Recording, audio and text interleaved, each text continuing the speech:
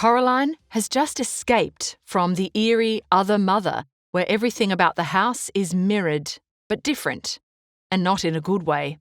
She makes sure to lock the door in the drawing room behind her. Coraline's mother had gone out to shop for groceries. Strangely, she still hasn't returned.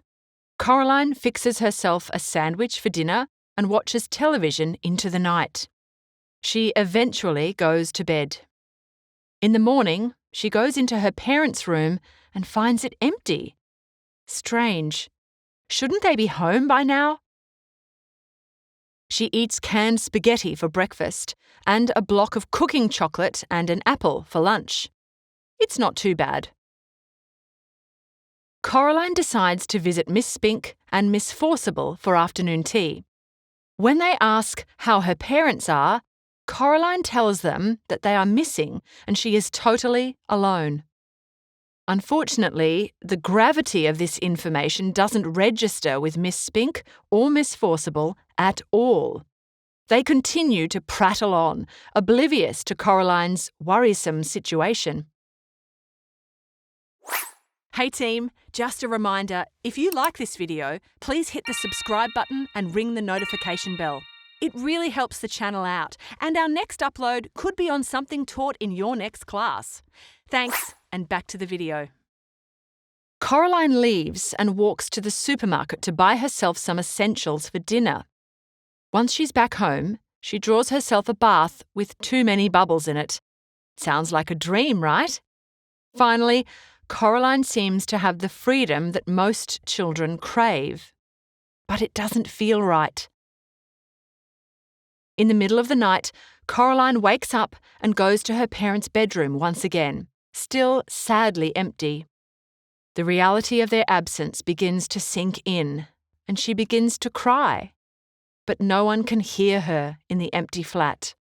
So Coraline crawls into her parents' bed and falls asleep.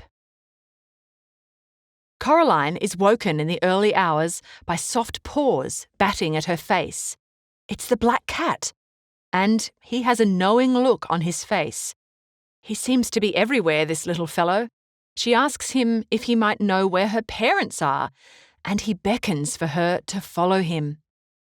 Coraline follows him to the mirror in the hallway, and there, look, her parents were standing inside the mirror.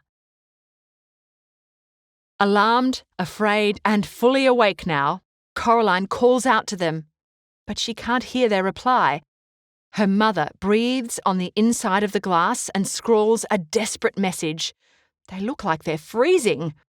Coraline realizes the truth. She needs to rescue them. But how? Coraline begins by doing the sensible thing, calling the police. She calmly reports that her parents have been stolen, are imprisoned on the other side of the mirror, and the other mother is responsible. But charming as he is, the policeman on the other end of the phone isn't helpful. He suggests that Coraline have some hot chocolate and go back to bed. Now what? The cat leads the way into the hall, towards the drawing room. Well, this is it. Coraline gets ready and collects her essentials: 2 apples, the old black key off the ring, and the stone with a hole in it. She puts them in her pockets and makes her way back into the drawing room. As Coraline approaches the door, she pauses and turns around to her feline companion. It's time he knew about an important story, a story that's suddenly become very relevant to how she's feeling. One time, her father took her for a walk in the wasteland near their old house. They had arrived at the bottom of the gully when suddenly her father shouted at her to run. She turned around and dashed up the hill, feeling something hurt her on the arm. When she finally reached the top, her father barreled into her, scooped her up and kept running. That was when she realized there were yellow wasps everywhere. Her father's glasses had fallen off in the chase. While Coraline only had one sting on the back of her arm, her father was covered in them. Later that afternoon, her father went back to the wasteland to get his glasses. Coraline remembers how her father explained what courage was. To him, protecting Coraline from the wasps didn't count as courage because he didn't have any other choice.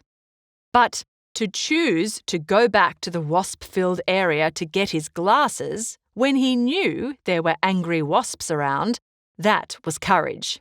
All this for a pair of glasses. Would you have gone back? Now it's Coraline's turn to be brave. She turns and enters the dark tunnel behind the door. As always, even though it looks empty, the tunnel didn't feel empty. It feels alive. She hears scrabbling and pattering.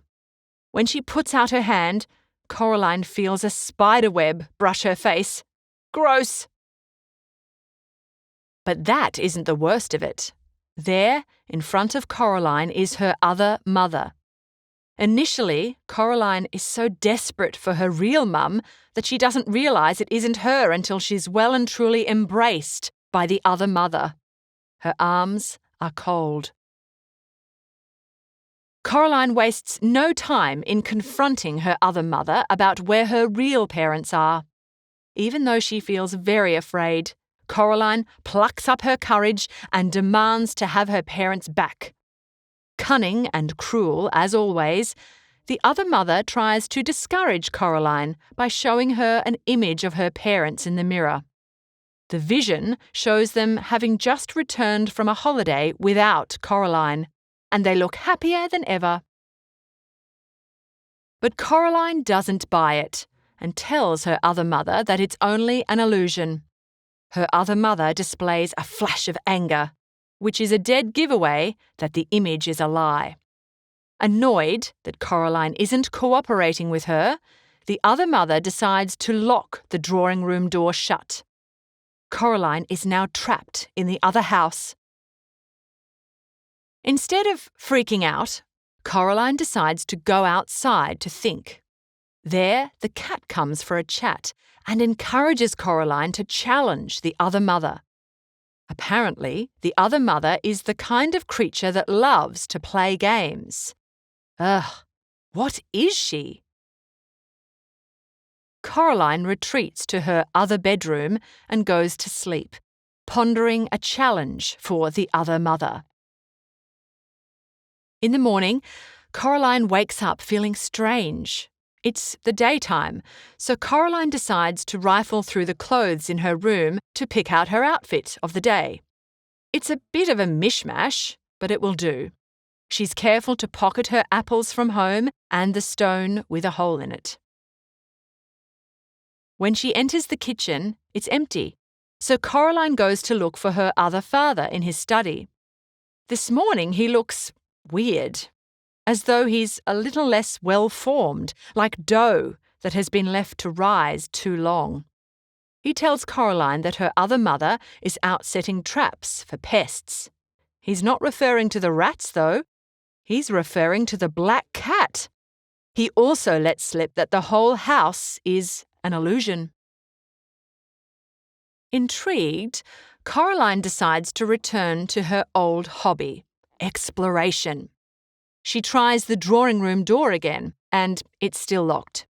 But there's something on the mantelpiece that catches her eye. There's a snow globe with 2 people standing in it. She carefully puts the snow globe back on the mantelpiece and heads outside. As Coraline heads into the woods, the trees begin to lose their shape, as if the artist had lost interest in them. Then she walks into nothing but mist. The cat joins her and explains that this is the place that the other mother hasn't bothered to create. Coraline finds that very hard to believe, and initially she is proven right when a shape materialises in front of her. But it's just the same house. How can she walk towards something she has just walked away from? Quick as a flash, the cat sees a rat and catches it. He then toys with his prey before he kills it. Coraline tries to intervene. It seems so cruel. The cat doesn't agree. The rats are all spies for the other mother. But to spare Coraline the gore, the cat carries his meal into the woods to finish it off. Coraline decides to walk back into the house. It's so quiet. Her other mother finds her and tries to get her to play a game, but Coraline isn't having it. In a fit of anger, the other mother disciplines Coraline by locking her behind the mirror. It's dark. But look, there are shapes moving about. 3 young children appear who cannot remember their names or recall any memories. All they know is that the other mother is evil. They reveal that they are the other mother's abandoned victims. She had trapped them there, feeding on them until they were left hollow. The other mother still has their souls, and they cannot move on until their souls are retrieved. As Coraline drifts to sleep in the cramped space behind the mirror, one of the ghost children whispers something quietly in her ear. "Look through the hole in the stone." Coraline started the day with 2 people to save, and now she has 3 extra children to rescue. Will she be able to save everyone?